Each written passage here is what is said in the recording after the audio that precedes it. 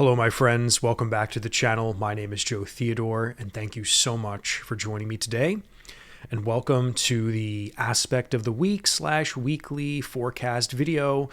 These videos I used to do a little bit more, I used to get a little bit more deeper into the week, but, I feel like just picking a few select transits that will occur, which in my world are significant, where your typical weekly forecast from some other astrologers might consist of, constantly analyzing what the moon is doing and to where and what's going on. But for me, I just feel focusing on maybe 1, 2, 3 max transits that I think are most significant, because to be quite honest, a week like this coming week, yeah, there's some pretty significant stuff happening, but other than that, it's really not more than 2 or 3 things, So that being said, before I begin, I would love if you're new to consider subscribing to the channel. Any support that helps the channel grow in the early stages of the channel's, inception. It's only been around for about 3 months now. Would be greatly appreciated. If you would like to check out any of my offerings, or if you vibe with this video, my energy, consider checking out my teaching portal. I have pre-recorded classes for sale, very affordable. Consider maybe snooping around on Patreon if you'd like to support me there. That's actually where my teaching portal is. There's a whole separate section where anyone, member and non-member, can purchase classes. And then, of course, if you would like to connect with me one-on-one, my website is down below. I offer readings, and so far lately, the year ahead readings have been really, really popular. So, if you're interested in connecting with me, I would love to meet you. Now, this coming week, guys, I only really have 3 days written down. I only have Monday, Wednesday, and Sunday. Okay? Because those 3 days are, in my opinion, the most significant for, just generally speaking, a lot of things we've been anticipating, by the way, as well. This isn't just like out of the blue, this transit looks really good and interesting, or this is going to be super potent. The stuff we're going to talk about today has been in the consciousness of me and for everyone in the astrology community pretty much for months now. Now, I've already made 2 videos on Mars-Uranus conjunction. This will be happening exact on Monday and Tuesday. So Mars and Uranus will conjunct at 26 degrees, I believe, on Monday, and then on Tuesday, and then by Wednesday, Mars will pass Uranus and go to 27 degrees. So on Monday, I literally have Mars, Uranus, and Taurus. It's going to happen. So we're going to feel sharpness there. So even though a lot of us have been building that energy, we've been feeling certain things in that part of our life, we probably have been, I kind of just get this vision of like the ocean constantly rolling waves on the shore. So we've been feeling and experiencing these waves, wave after wave, of what Mars-Uranus has been doing for us, right? So Mars and Uranus, like all transits that have been hitting Uranus, have been sudden, unexpected, and when we dealt with Mercury there was a lot of unexpected dialogue happening in the world. There was a lot of unexpected things happening involving communication, generally speaking. And at that time, if you remember, that was right before Mercury went into Gemini, right? And we had that insane pileup in Gemini once Mercury officially entered the party. But, and then also at that time, Mercury conjunct Uranus, Trump was convicted in New York. Not saying that Trump's going to have any revelation stuff happening on Monday and Tuesday, but, we have to keep in mind those patterns exist. So something might be arising for Mr. Trump, and we might hear some more information regarding him in a more direct, aggressive way. So there could be a lot of aggressive news coming, wave after wave. And, if you guys have not been watching the media at all, if you've been under a rock, which is, I don't blame you, I feel the media and the political sphere has been getting more and more angry and rage-filled. This Project 2025 thing people are talking about, that's part of a right-wing movement. I feel like this Mars energy, there's a lot of anger and aggressiveness coming to the surface now. And a lot of unexpected news stories, a lot of unexpected, things hitting the airwaves, so to speak. And many people don't really look at Uranus as a planet of communication, but in my recent masterclass that I don't know if it's launched yet, but I'm either launching it tomorrow or Monday. So this video will be up either Saturday night, which is tonight, the day I'm recording this, or Sunday. But I just did a whole video on Pluto and Aquarius, and I talked a lot actually about Uranus being a planet of communication, almost like a Mercury on steroids. So when we deal with Uranus, because we're dealing with sudden bursts of information, we're dealing with sudden events, sudden electrifying moments, right? And Mercury was always, back in the day, in the ancient times, Mercury was, synonymous with electrical things, like lightning, like this idea of flashing insight. In the ancients, of course, they didn't have electricity, but there were lightning storms. And this was, symbolic for, sudden abrupt change and, explosive, because of the thunder, the cracks of lightning. So all of this stuff, kind of ties in to, why I believe Uranus is kind of like a modern timed, advanced, more serious version of Mercury sometimes. So dealing with things that involve, communication or uprise, rebellion, we're thinking Aquarian themes with Uranus as well. So collective matters are always, part of the picture when we deal with Uranus. So, that's another reason we've been seeing, Uranus's time in Taurus has been very climate activating. A lot of the conversations around climate change and this, that, and the other thing, or changing climates, and just it's in our conversation. That has been a huge part of Uranus in Taurus the entire time it's been there. So now we have Mars, that we've been feeling the application of this for about a week or so, maybe even more than that. We've been feeling the power. Right now as I'm recording this, it is at the most potent. It'll be at the most potent by Monday and Tuesday. And then even the next week, as Mars continues on slowly into Gemini, it'll be another week or so before Mars gets into Gemini, I believe. So, we're really dealing with a moment right now with Mars and Uranus that is very, very intense. And how that manifests in your life will depend on where Taurus is, of course. But really keep in mind all of the events that have been happening to you, after that infamous or that famous historical Jupiter-Uranus conjunction that happened. Remember that? Then we had Mercury, and then we have Mars now. All of the personal planets have made their way through Taurus and hit Uranus. So Mars really is the last personal planet to kind of come through. It is the most aggressive planet, some would argue, in the entire solar system. So we're dealing with a moment where we will have fits of rage, fits of anger. We will see sudden action take place in a positive way. A lot of action might take place and things might happen very quickly and suddenly, where we can get inspired and really find a way to move forward really quickly somewhere in our life.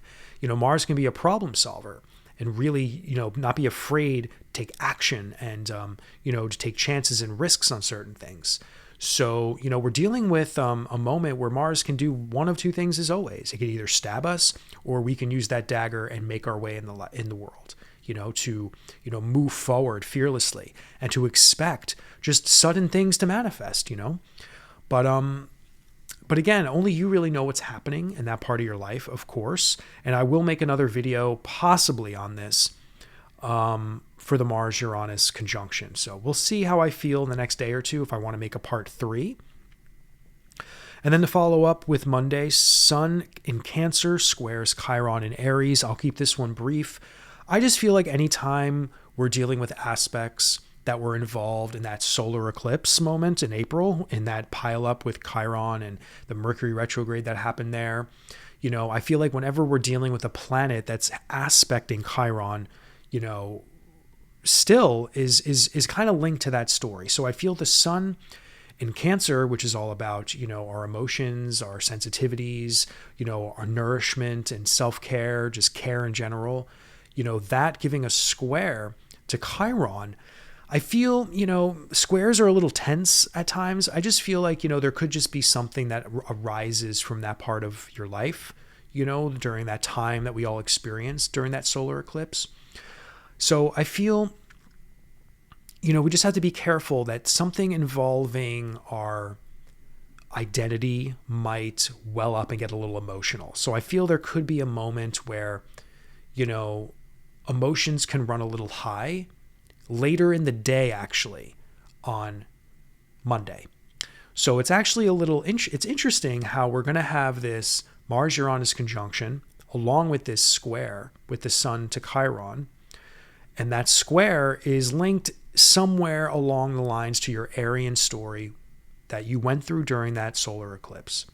And I think we're going to maybe have a final emotional moment, because after this happens, the next time a planet that was associated with the solar eclipse will be kind of Mars, but Mars wasn't really involved with that solar eclipse, if you remember. Mars kind of came in after the solar eclipse. It was after Mercury went direct and kind of was starting its way into Taurus. And then Mars entered the party and was all alone, making no aspects to really anything. So in about 2 or so months, Mars will then make it to its next aspect, really, its next hard aspect with Chiron. So in a way, this last moment with a personal planet that was involved in the eclipse will be in an aspect to Chiron will be this moment. And then we'll be dealing with trines, in the next time when Mars gets into Leo. When the Sun gets into Leo, the Sun will then trine, Chiron, which will allow us to, I think, maybe even find further clarity in something that was happening during that solar eclipse moment for you. So I know talking about the solar eclipse, guys, from April seems a little nuts, but we have to understand when we deal with planets that were involved in something so massive and they move on, on their journey, and they start to make other aspects to that moment in time, it's still linked. We still have to consider it 100%. So something involving the wounding of your, whatever your Chiron wound story has been in Aries, we can expect some emotions to really kind of, I don't know, I'm feeling a purge moment, because the Sun is the most powerful personal planet we have, right? And this is going to really hit somewhere personal for you. So there might be a personal flare up dealing with that story, in relation and side by side with this historic Mars-Uranus conjunction in Taurus. Now, Wednesday, the only thing I have on Wednesday, which no astrologer is talking about yet, is Mercury will be at 21 degrees Leo. And this is where the pre-shadow begins for Mercury's next retrograde, which will happen in the beginning of August, guys. And I actually looked ahead and did some intuitive kind of meditating on what this Mercury retrograde will be about. And I can tell you right now, it's pretty massive. I'm not going to spoil any details that I have right now. A lot on the collective stuff. I feel there's going to be a lot of collective movement still involving the election a little bit. I think this retrograde, I'm already kind of feeling what this is going to be. But I don't like predicting things. I don't like feeling like because I don't know if I'm ever going to be right. So I don't like predicting to predict. But the closer we get to this Mercury retrograde, I have a really good feeling on what this can be on a collective level. But the pre-shadow always starts where the retrograde will conclude during its retrograde cycle. So when the retrograde begins in the beginning of August, right, it'll be at 4 or 5 degrees Leo. And then it's going to retrograde all the way back to, it'll be at 4 degrees Virgo, I'm sorry. Then it's going to retrograde all the way back to 21 degrees Leo, right? Then it will go direct in the middle of August, 21 degrees Leo, and then move back towards Virgo. But this Wednesday, it starts at 21 degrees Leo. So the pre-shadow always begins where Mercury will inevitably go direct down the line after its retrograde cycle. The pre-shadow just means that, we're going to there's going to be things involving the story of what the retrograde in Virgo / Leo will be providing you. So your Virgo, the beginning of your Virgo quadrant in your birth chart, and, the 21 degree to 30 degree or 29 degree of Leo are going to be a major theme in your retrograde story this time around. So we'll talk more about that, of course, down the line, but pre-shadow always just means these themes are going to start brewing from now, whether we know them or not, right? So you may already start to feel in some way, shape, or form kind of like a review process, a delay process. Like I just feel like you're going to start to like maybe second guess something. Something's going to feel like something's slowing down in the Leo part of your life, something, and even the beginning of your Virgo part of your life. You're going to start intuitively kind of thinking and questioning things, or just noticing that things might be slowing down a little bit. Then when the retrograde hits in the beginning of August at 4 degrees Virgo, then we're all really going to understand, okay, what is in review? Like what is really in review now? Like what is being delayed? What is being held up right now in this situation, in these moments? And also, guys, I do have retrograde pre-recorded classes available. I'm going through a massive, I'm going through all the planets and doing about an hour and a half classes on what retrogrades actually mean, and for each planet specifically. I have Mercury, Venus, and Mars already available on my teaching portal. Click down below, go visit the shop, and you can see. So if you're interested in taking any one of those classes, Mercury specifically with this, linking to this, this conversation right now on Mercury retrograde. If you take the class, it's only $25. You can get an hour and a half of me teaching you all about Mercury retrogrades, what is a retrograde, exactly the truest sense of my science on retrogrades, guys. And this is super important for us to understand, because not a lot of teachers out there really, really teach the significance and truth of retrogrades, because they're not all scary. They're actually very, very important. And when we incarnated in this planet, we signed up for a lifetime of certain retrogrades to happen at certain pivotal points in our life. And every retrograde that happens is a karmic lesson that we are meant to observe, experience, and go through. So this is going to fall in the beginning of Virgo and into this chunk of Leo where that pre-shadow starts Wednesday. Okay? So we'll talk more about that later down the line. And then lastly, guys, all I have for this week coming up, Sunday is our second full moon in Capricorn. And then the next day, within hours, we will have our sun in Leo. So this is actually kind of rare, I think. I can't remember the last time we had two full moons in the same sign, but this is literally happening at the tail end of Capricorn, at the tail end of Cancer. So we're going to have another second Capricorn full moon. I will do a whole other video on this, guys, trust me. But some of the themes hold true to the last full moon in Cancer, right? We had a new moon, a different new moon phase as we led up to this full moon in Capricorn last time around.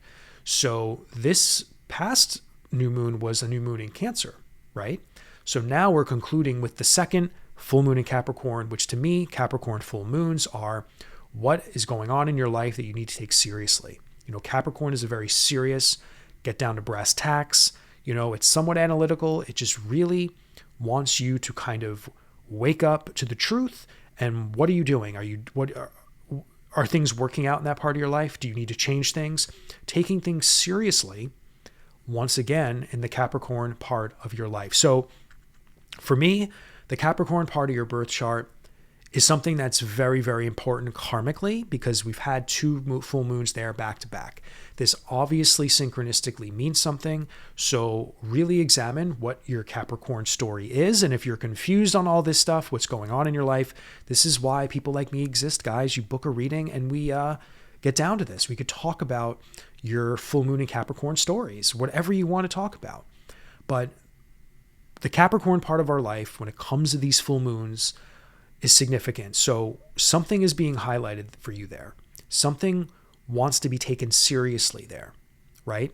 So we must take our life seriously when full moons and Capricorns manifest. And I believe whatever the intentions you were setting from the Cancer new moon are very, very significant in this turnaround as well.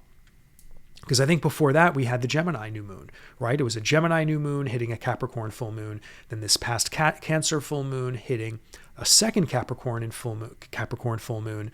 So we're dealing with Gemini and Cancer themes with how that might play into the Capricorn part of your life. And Capricorn is a serious place. It's a serious part of your life. It's a part of your life you need to take seriously. So you may not even resonate with taking the Capricorn part of your life seriously. But the truth is when we have a full moon shining some light there, maybe revealing something to you, it is really just allowing us to have a moment to shine our consciousness on that part of our life so we can see what's the deal, what needs to be worked on, what needs to be let go of. It's about really prioritizing what needs to go down or let go,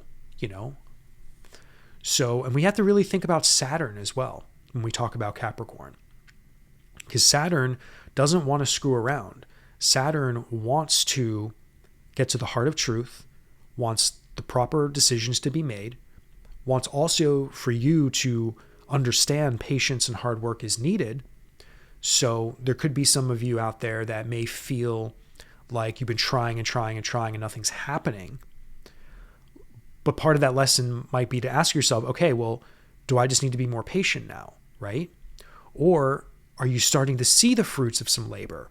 And if you do, or if you're starting to see some fruits of something maybe that has been important going on in those stories in your life, whether the Gemini new moon, Cancer new moon, also now dealing, because those are so linked to the Capricorn full moon, like I said, you may need to start building more faith and trust in the process to take that part of your life seriously now and to continue on, strong, and confident. So again, we'll talk more about the Capricorn full moon. This is significant mainly because it's the second time around. I'm going to do more intuitive meditating on this. And then the video I put out later in the week, I will dive a little bit deeper into sharing whatever else I feel is going to be important regarding this particular full moon. All right, my friends. Well, that's all I have for you today. I do hope that this this video kind of highlighting a few things coming on in the week was helpful. Please, if you're new, like, comment, and subscribe. If you are just here as a regular, lovely subscriber, comments and definitely like the video. The likes and the comments really help the algorithm. So don't forget to do that. And yeah, my friends, I'll see you all very soon.